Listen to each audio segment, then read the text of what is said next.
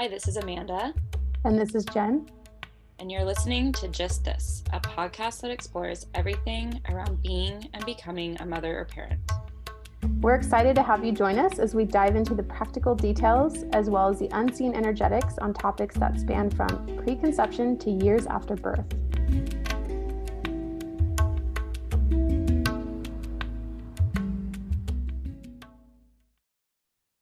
We're here today to talk about transitioning back to work after you've had a baby.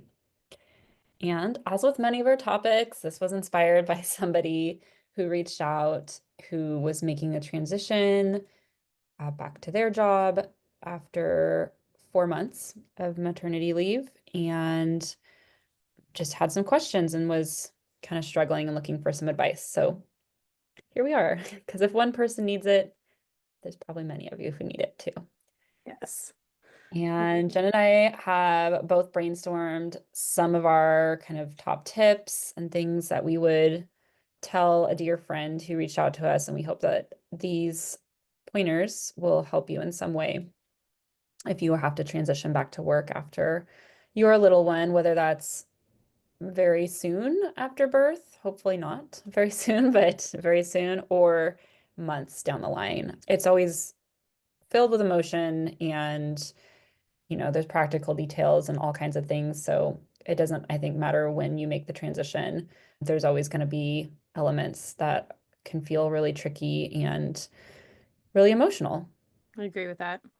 And So. Speaking of emotions, that's actually my first tip is to respect the emotions, feel them through and be with them because they're all valid and it's really hard. I think that's number one tip is respect the emotions. I honor the emotions. I agree with that. Honor whatever is coming up for you. Allow yourself to feel it. I think too, with allowing yourself to feel it, I think it's such an important point. And also there's times during the work environment where we can't necessarily feel those emotions.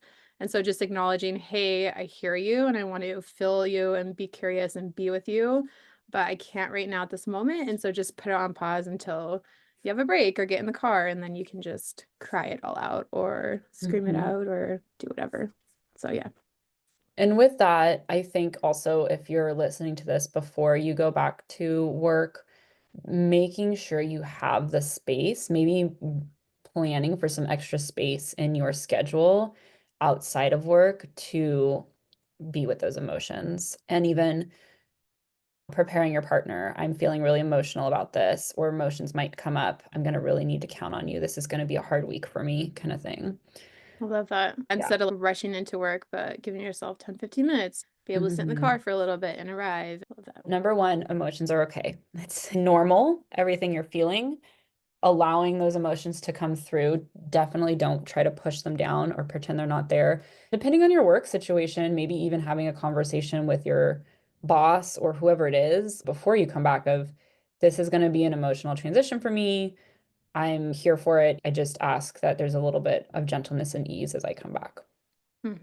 Actually, that's one of the tips I had. One of the things I had as a possibility is easing your way back in if that's an option, doing a gradual return.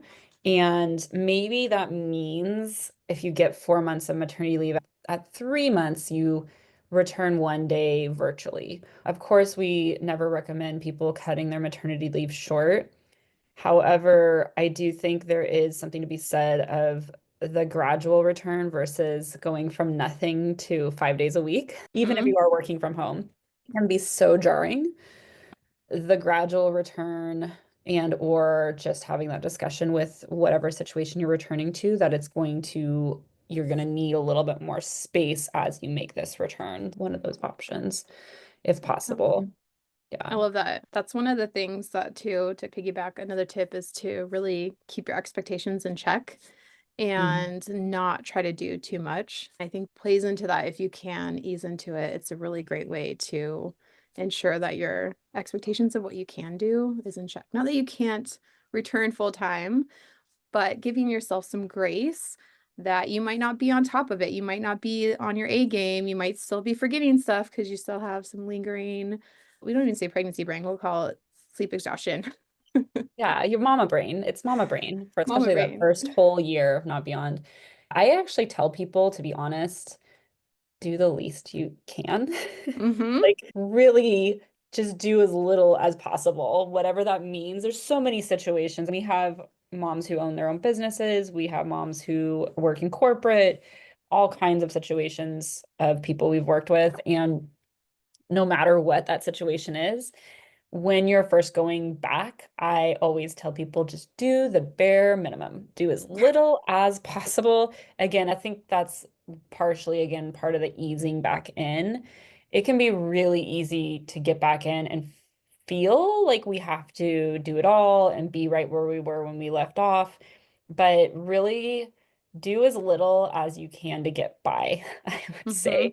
And then after, I'd say 2 or more weeks, or even like a few weeks, if that's feeling good to you, you can slowly start to add on to that. But doing the bare minimum and just being there is enough, and knowing that's enough for the first step, Yeah. basically. C's still passing. You don't Yeah. need an A student, right? On your Yeah, first day back. I'd like to Be a C student. redefine though what an A is. I think being there is an A at this point in time It's of the true. You process. woke up and got dressed. Yeah. You're Yeah. there. Another thing on that is don't be afraid to ask. And I have this for both at home and at work. So again, this can mean so many things at work that don't be afraid to ask. We, as mothers, I feel like most of us just aren't in the natural reflex of just asking someone to do something for us. So as far as work goes, don't be afraid to ask your boss or whoever it is or your clients for more space, for more leeway as you need to navigate whatever this transition looks like for you. Also, don't be afraid to ask at work for other people to do things for you. Again, doing the bare minimum. So if somebody asks for something to be done, maybe if you have a team asking, hey, can actually you do this? I'm still getting, easing back into this right now. Or if there's a big project, hey, do you mind actually taking on this extra thing for me? You'd be surprised. Again, especially people who have families, they will often totally understand and be okay too do a little bit of extra to help you with that transition. And then, of course, don't be afraid to ask at home for the extra support in whatever way you need from whoever is around you and or friends or neighbors or your community.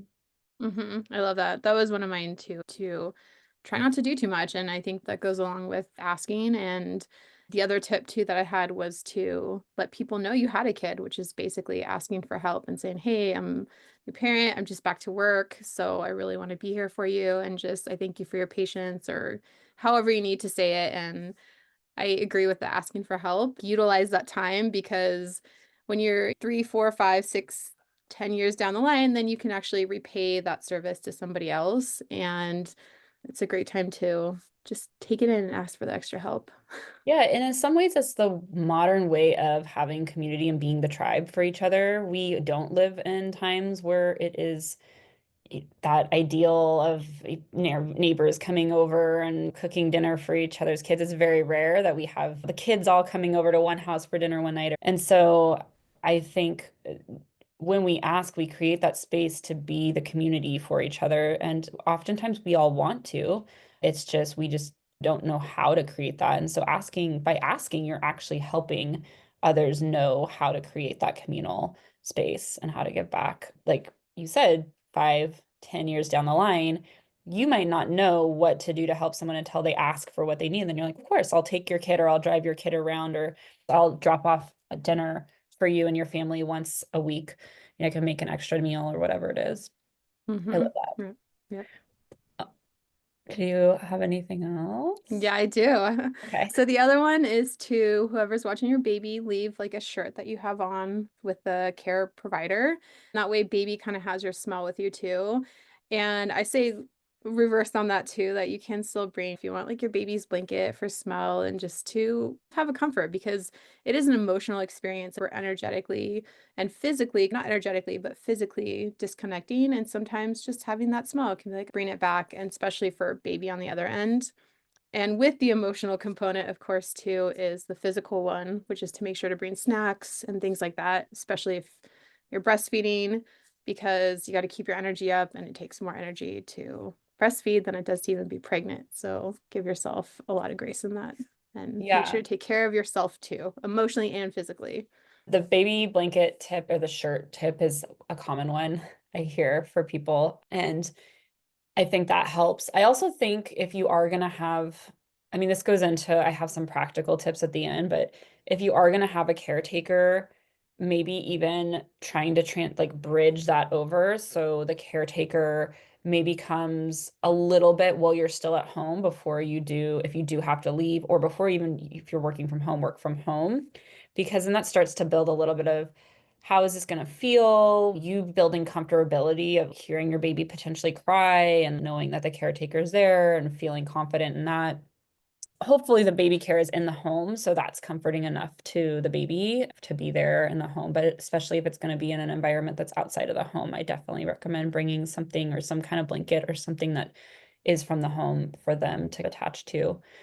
I had prioritize yourself as well, and prioritizing yourself as far as this is a lot on you, not just emotionally, but physically, as far as, like you said, keeping your nutrition going and making sure that you have time and the resources for feeding yourself, calling on community or calling on other people to like maybe pre-prep those meals for you, making sure that your boss knows I'm going to be taking breaks at these times, not just for feeding yourself, but for pumping. That's going to be another big thing. So if you aren't breastfeeding baby and you are breastfeeding in general, doing pumping and making sure that everybody's well aware that you are going to need times to do this. And or if you're working from home, be cool with the pump on while you're on a meeting because there's many Yeah. times I've done that and I think that's super awesome. It's multitasking and I think it's also promoting and reminding the world that we're double doing it here. Here I am pumping my milk.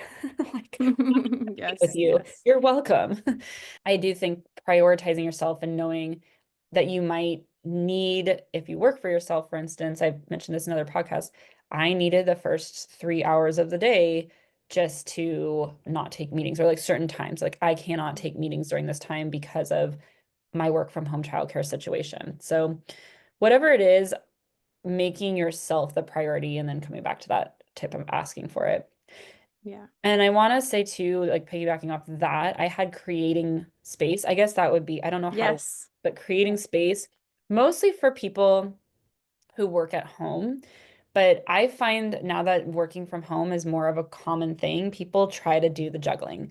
I'll just work from home while the baby's here. And yes, that's doable. I have had people say that they want to work from home while the baby's there and they're trying to juggle just them and their partner or mostly family taking care of the baby. That is very difficult. One thing that I've learned from my experience and most people I talk to is that it's better to do the quality of, okay, I'm going to really put my attention on my work for these hours.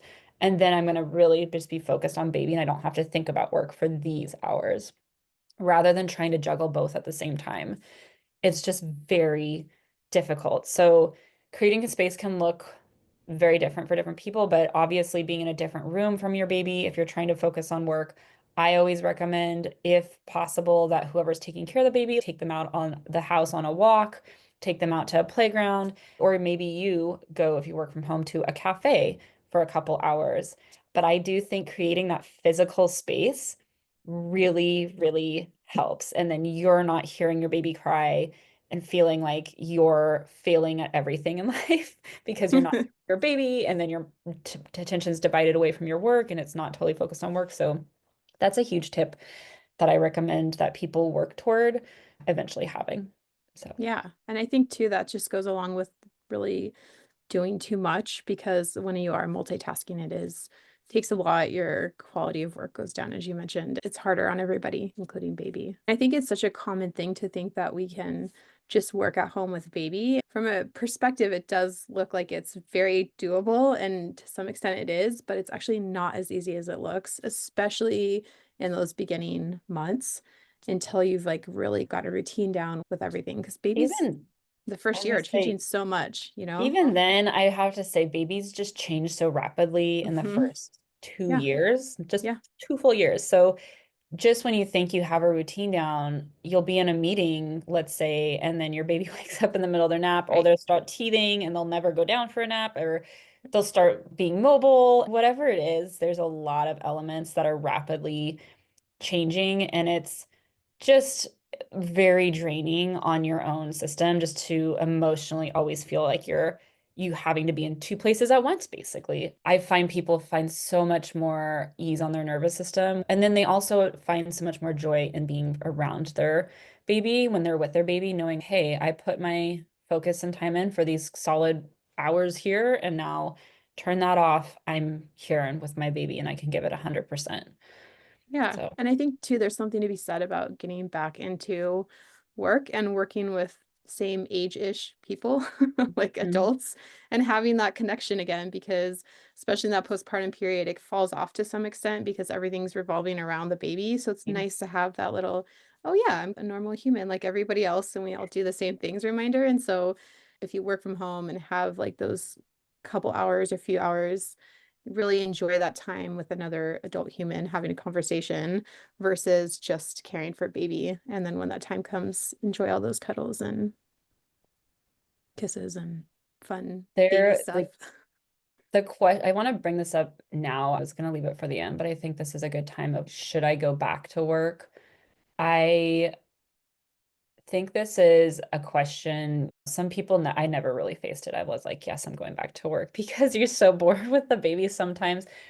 And I think there's a couple things to factor in and remember if you're pondering that question, or should I work if you weren't working before? One thing I like to tell people is if you already have it lined up that you are going back to work and or have an offer that seems interesting to you or whatever it is, it's a lot easier to go back to do it and then say no later than it is to say no and let that opportunity go by, or know that you're going back after you say no is a little bit harder than saying yes, giving it a go, and then if it's not working out, then saying no and be like, I thought this would work and it's just not. And trust your intuition. If you Always. truly deeply believe, I just want to be a stay-at-home mom, I do not want to do this job anymore, whatever it is, your intuition is going to rule anything. However, if you're feeling stuck, just knowing that saying yes now doesn't mean that it's yes forever, and you can at any point change your mind. And so sometimes that's the easier path of let me try this, let me give it a month or 2 months, and then going from there. I love that. And especially giving it some time because I think that's the other thing we really do need. If you're going to give it a true go, you do need some time for things to settle in, especially after that first week of stress and everyone's getting used to this new routine and that type of thing. So I love that advice. I think that's great and so much easier to go back from saying yes than it is to say no, even projecting out in the future, right? 10, 20 years down the line.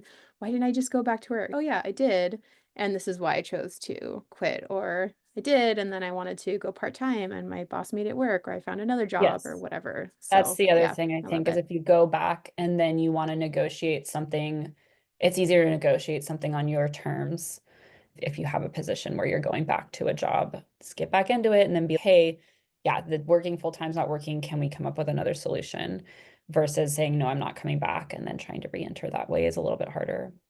And to play devil's advocate, you have the rest of your life to work. That was something someone once told me, and I think this is also very important to remember. And again, it's finding the balance. The advice was you have the rest of your life to work. Don't worry about work right now. And I think that's equally as important to remember. You, again, whatever situation you're in, and you can go back to our tips of do the bare minimum, don't worry about work. Yes. But I think just the wholeness of that is you can do both, and know that later on, if you need to advance your career more, put all your all into it, it's like you can work and be a parent and be prioritizing being a parent right now with work on the side, and later that will shift because your children are only little babies and children for so long. And trust me, it goes by fast. And then you have plenty of extra time and space where you can start focusing on your work or career again. Literally, you can do that for the rest of your life after you have finished having your children. The work will always be there. The kids will be grown one day. So really keep that in mind when you're re-entering work, that you don't have to do it all right now. You can focus on being the best parent you can in whatever ways that means to you, and then know that you have the options for work later down the road I or love to that. advance your career. Right. 2, 3 years later, which I know sounds like a lot, but it goes by so fast. And yeah, 2, 3 years of just taking a back seat in work and focusing on parenting a little bit and then really starting to move up. It's like Yeah. really makes sense. If you feel like the work is taking away from your experience, definitely try to find ways to make that wiggle room so you feel good about your time Yeah. as with those littles. But like you said, having the time away makes that time with them so much Yeah. more enjoyable. It really does. So it's finding what balance works for you to really optimize because everybody's balance, it's like some is 50-50, some is like 80-20. Everybody Hmm. has a different ratio. Right. And I think that's the last thing too, I would say is just don't judge yourself based on what you need compared to somebody else. Mhm. Or like you said, some people need more time with their kids or want it, and other people, I love my kid, but I enjoy working or whatever the case is, and that's where I want my focus. I don't mind leaving him with the somebody And care provider. I could get on a soapbox, and I'm sure you could. It is very common in other countries that people do have a year or more that they Mhm. have protected parental leave and or get paid during the parental leave. So Right. again, coming back to honoring the emotions, we live, at least in the US, and a country where there are some real bullshit policies in place to protect baby parent bond and maternal wellness. Having those emotions and feeling like you need more time, you're not in the wrong for that. So it's these are again tips to navigate that because unfortunately we live in a country here where that's not the case. I do want to just like highlight that on a global scale, most places recognize that parents need more time than they get in this country. I did have a list of little tools to use that Love it. might be helpful. I don't know, and you can put in your 2 cents or add some. I love when you're going through things like this, writing down your small wins and your gratitudes, I really think helps every day. If you are struggling and going through this transition or any transition with your kiddo, I mean, I think the work one though is good because we're past that initial 40 days of craziness after the birth. You're not Hopefully. writing down your small wins and gratitudes. You're just trying to survive. I think at this point, taking at least a couple days a week, maybe even every night if you can, and literally just writing down.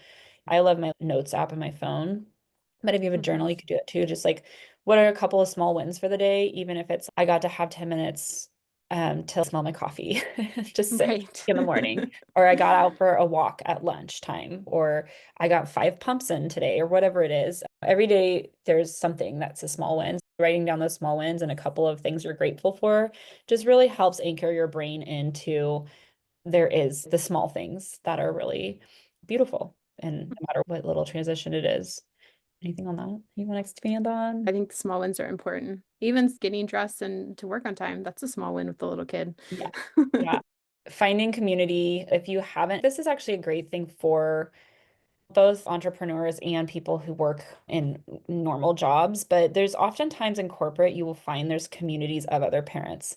Asking your employer or looking for those people in your company, are there other parents like on this team or in my region's office or whatever it is, and then really just trying to connect with those other parents because they will understand and they can be your, I don't know, not Cheerleader. therapy, but yeah, they're your cheerleaders. They're people that who it's so important, I do find, is when you're a parent to find other parents that really get it. If you're not a Yeah. parent, you just don't get it. And you'll know, I recognize when I became a parent, I was like, oh, I was one of those people who definitely didn't get it before. I think that's every parent. I Most look people. back at my expectations of some people, Yeah. I was so harsh. Um, but I think finding those little communities of parents, and if you are an entrepreneur, there's so many organizations that do mamapreneur groups or things like that. And if you don't know them, reach out to us. We can definitely help you find a community of working parents because I think finding other people that have been through what you're been going through and or are going through what you're going through is super helpful.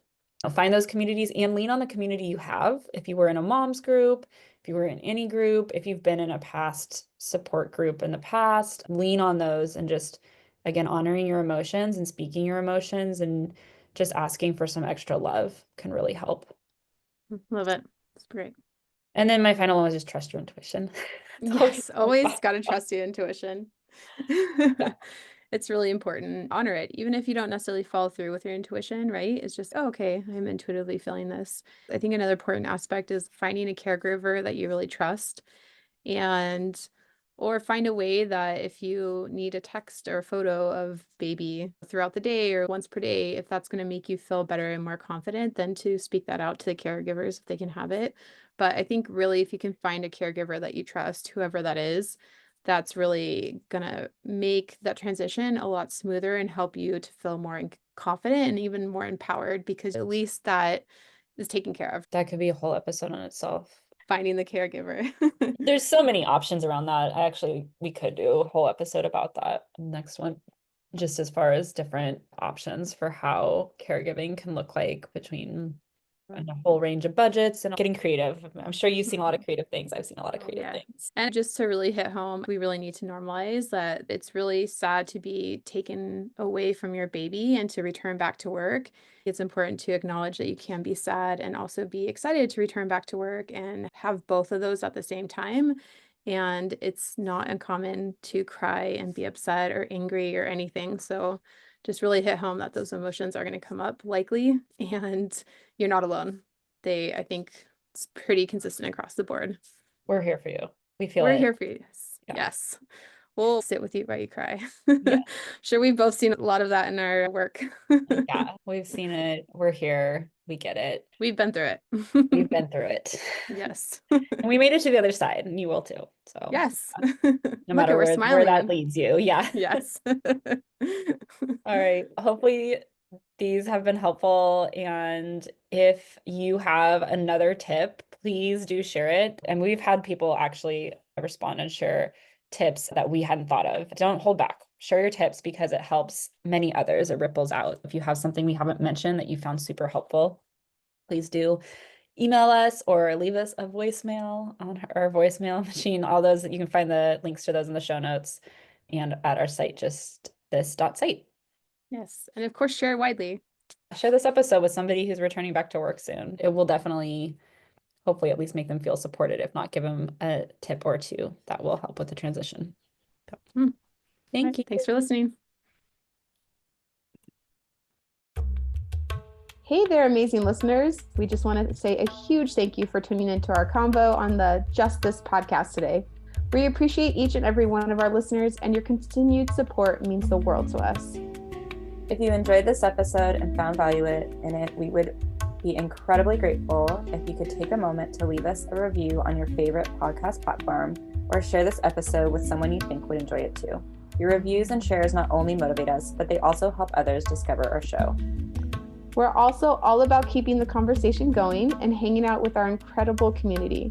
Head over to justthis.site, that's justhis.site,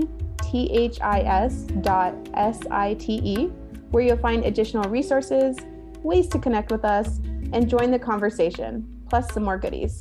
Thank you again for being a part of the Just This community. We'll be back soon. Until next time, remember to take care of yourself and embrace the wonder as you navigate this extraordinary adventure.